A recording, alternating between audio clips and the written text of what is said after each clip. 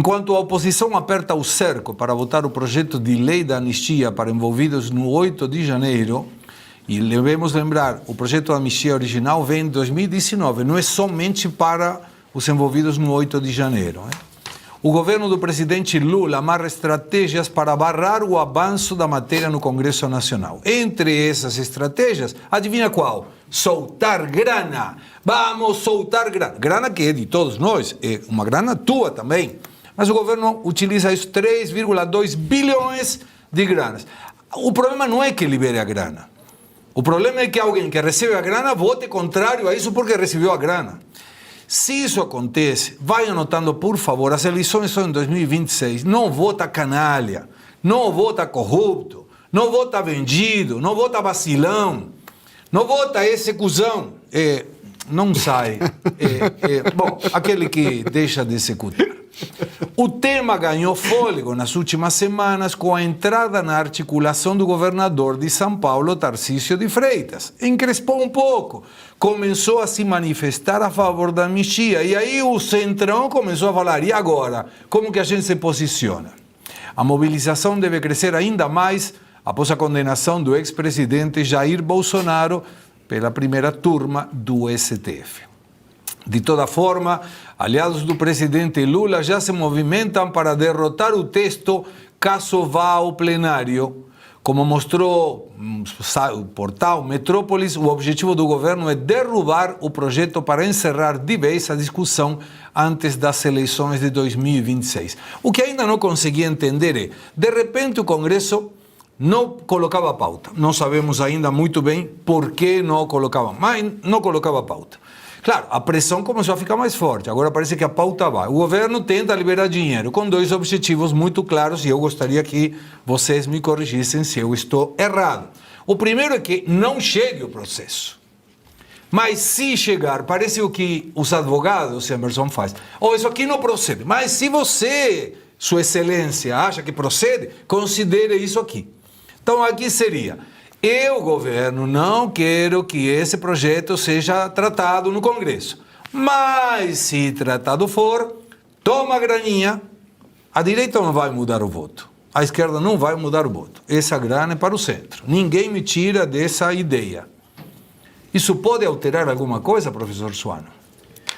Segredo, a jogada deles é muito simples, eles precisam fazer isso. Por quê? Porque a ideia de ter um Bolsonaro concorrendo nas eleições de 2026 é a garantia de um 10-0. É a garantia de que não haverá como derrotar os opositores. Porque o Bolsonaro é o maior mobilizador de massas que tem no Brasil, é a principal liderança da direita, é aquele que tem capacidade de retomar um caminho que foi deixado de lado de uma forma questionável até hoje. Hoje, por mais que ele nos queira. Agora, o que nós vemos? Você foi muito preciso, muito claro, muito objetivo. Ora, o que nós temos aí é muito simples.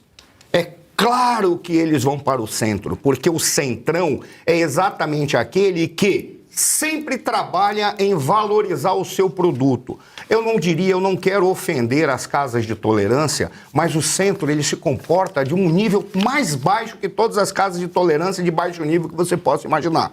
Porque ele trabalha apenas numa forma da valorização do seu voto. Como você disse, não é problema estar liberando verbo, porque o erro não está na questão de ter verbas da emenda parlamentar, porque o erro está na existência da emenda parlamentar, porque nós temos um pacto federativo errado. Ou seja, o erro está na origem. Mas já que você tem essa sopa de coisas inadequadas, o problema não está na liberação, está na razão pela qual a liberação é feita. Porque não está aí um interesse público. Da mesma forma que se não está um interesse público e foi feita a liberação, certamente não haverá uma fiscalização adequada para essa verba que foi liberada. Não haverá um estudo adequado, não haverá um projeto adequado. Tudo será feito única e exclusivamente naquela barganha pelo poder que eles fazem ali. Ou seja, é o uso da verba para comprar um posicionamento de políticos que não têm vergonha na cara para impedir a restauração da paz, do equilíbrio, da harmonia e da política correta no Brasil. Esse é que é o problema. Então você foi muito preciso, vai para um centro que é exatamente aquilo que nós temos de pior. E olha que coisa curiosa. Eles conseguiram destruir tantas coisas que eles destruíram até a ideia de um centro. O centro ele é essencial para a democracia, porque a lógica é de que o centro é aquele que não trabalha exclusivamente por fundamentos ideológicos. Trabalha por questões programáticas, não é nem pragmáticas, é programáticas. De repente tem um programa legal que vem da esquerda, o cara que é do centro, que tende à direita, diz, não, mas isso vale a pena, porque eu não posso trabalhar ideologicamente nisso que tem um valor.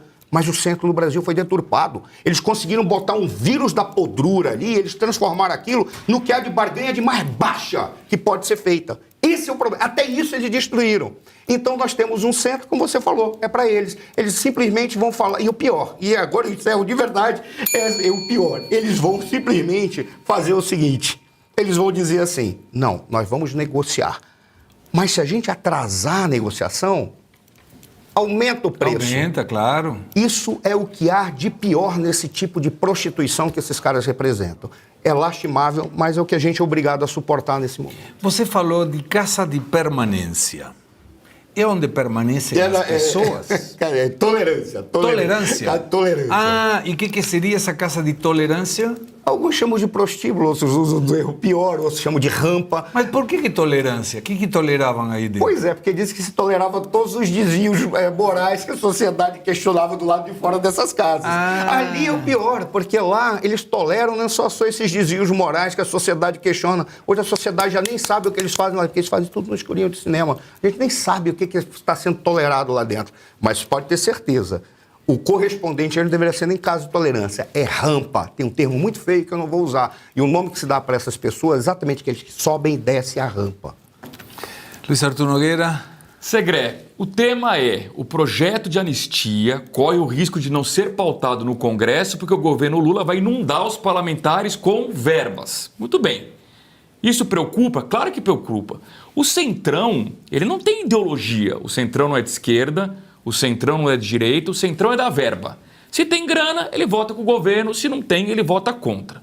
Muito bem. Isso posto, a opinião pública tem um papel fundamental nisso.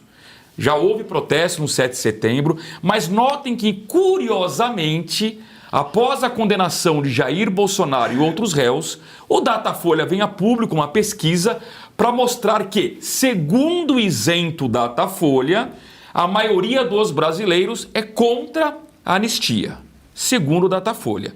Qual o objetivo dessa pesquisa? Pressionar os parlamentares a não votarem pela anistia. Muito bem. Hugo Mota, presidente da Câmara, é o símbolo do Centrão. Ele foi eleito com o apoio da esquerda e da direita. Porque para a esquerda ele prometeu que não iria pautar a anistia. Para a direita ele prometeu que iria pautar a anistia. Alguém vai ser enganado. Então, Segré, num contexto em que o governo Lula vai inundar o Congresso de dinheiro, eu diria que o risco de anistia não ser pautada é grande. Porém, está em jogo também a eleição do ano que vem. E é verdade que, neste momento, o nome do governador de São Paulo, Tarcísio de Freitas, está forte. Está forte numa chapa de centro-direita. Portanto, cabe sim ao governador de São Paulo liderar a pressão dentro do Congresso para que a anistia seja pautada. E eu diria que seria importante que integrantes da família Bolsonaro se posicionassem a favor, não só da anistia, claro, mas de Tarcísio de Freitas, para que ele seja empoderado e que coloque o Congresso, de fato, contra a parede para que a anistia seja aprovada. Esse é o único caminho, Segré, da gente pacificar politicamente o Brasil.